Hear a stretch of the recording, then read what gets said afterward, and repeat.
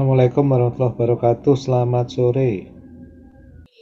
Jadi kita hari ini insya Allah akan membahas Kalman filter untuk sistem waktu kontinu ya.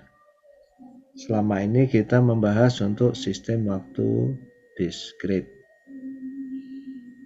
Historically, sejauh yang saya tahu ya,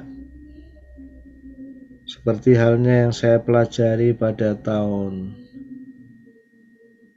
80-90-an. Kalau orang dulu tuh belajar Kalman filter tuh belajar langsung continue dulu ya, discrete itu tambahan. Nah waktu itu memang baru awal-awal discrete time signal processing muncul ya. Dan sebenarnya kalau belajar Kalman filter dari continue itu jauh lebih sulit ya. Secara matematik. Jadi saya mengingatkan Anda semua yang ada di buku ini kalau menurut saya simplified version ya.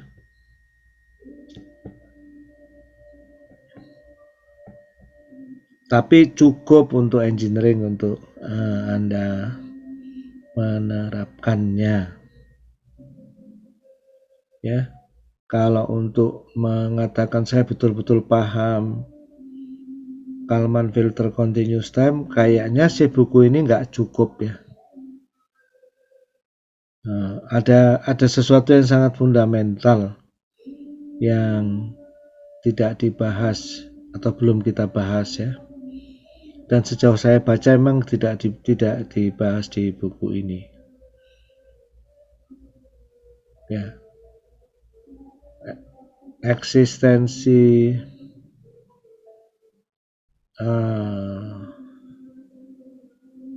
white noise di dunia kontinu, terus persamaan diferensialnya itu sebetulnya nggak sederhana ya, karena di dalamnya ada kayak semacam diskontinuitas itu. Jadi mathematically itu sebetulnya nggak sederhana ya, tapi ini kita ambil simplified dan applied version yang kalau Anda terapkan itu bisa ya, bagus ya hasilnya, insya Allah bisa di-tuning sehingga dapat hasil yang bagus. Secara logik juga cukup memuaskan ya, tapi kalau Anda bicara sesuatu yang secara matematik fundamentalis strong itu ya belum ya. Beda kalau discrete ya. Jadi sebetulnya secara matematik itu kita bicara discrete time itu jauh lebih gampang ya. Continuous time secara matematik itu lebih sulit ya. Sistem biasa aja, jangankan yang stokastik udah sulit ya. Ada Dirac delta function ya. Kalau untuk stokastik ini ada yang disebut Ito differential equation ya. Ito differential equation ya. Ada yang namanya Ito calculus, yaitu karena nggak sederhana ya.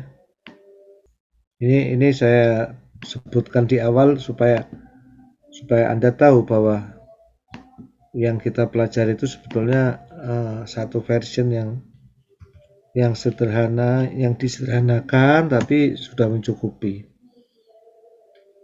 Dan menurut saya sih pendekatannya jauh lebih enak ya, jauh lebih enak karena kita mulai dari discrete time gampang dibayangkan. Jadi sistem kontinunya tinggal kita ambil pendekatan dari discrete time. Oke, jadi dalam pertemuan terakhir kita ya, sebelum Anda kembali ke Pak Bambang, kuliahnya ini kita akan mencoba melihat ya, tujuannya dan lain-lain itu sangat mirip dengan pada saat kita membahas discrete time Kalman filter ya. Tapi ini untuk sistem continue ya.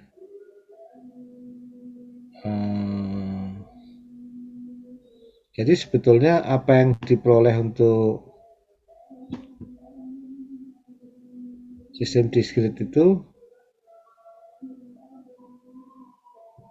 semuanya punya analoginya dalam continuous time ya. Semua. Jadi pendekatannya nanti tinggal ngambil dari discrete time itu digeser ke continue gitu ya. Tapi di sini dicatat juga ya.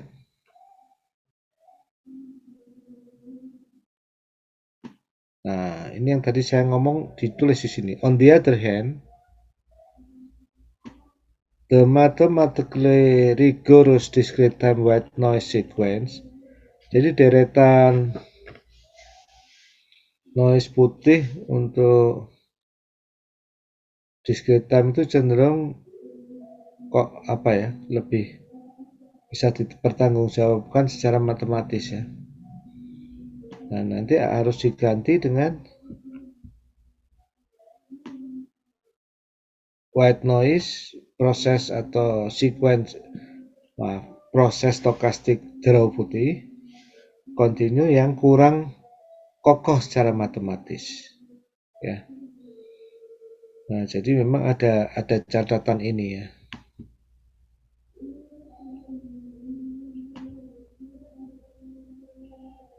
Ini penting ya.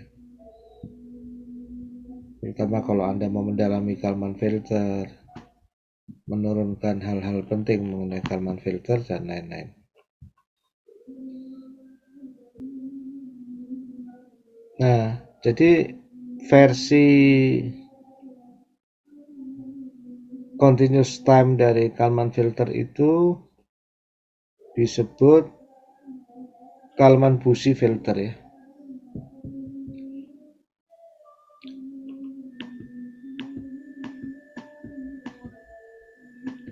Nanti kalau untuk yang continue ini dengan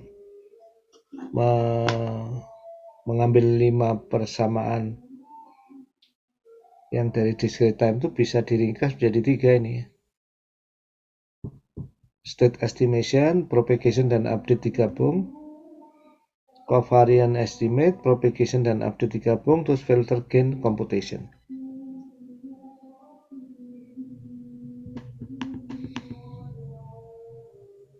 Nah, jadi ini kan sistemnya diasumsikan seperti ini ya, mirip.